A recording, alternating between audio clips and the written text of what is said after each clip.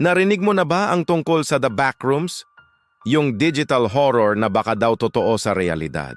Ang kwento nagsimula lang sa isang creepy photo online, isang dilaw na hallway na walang dulo, may amoy ng lumang carpet at fluorescent lights na di nauubos ng kislap. Pero sa internet, lumaki ito bilang urban legend.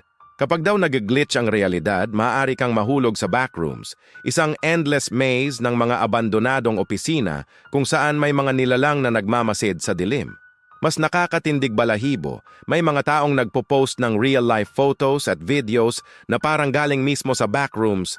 Iba ang sabi, AI glitch lang daw. Pero may ilan na naniniwala. Baka nga may ibang dimensyon na nakatago sa pagitan ng mga pixel at realidad. Kaya tanong ko sa'yo, kung bigla kang nagising sa isang lugar na walang bintana, dilaw ang pader at walang katapusan ng hallway, lalabas ka ba? O mananatili kang tahimik, hoping hindi ka mapansin ng iba?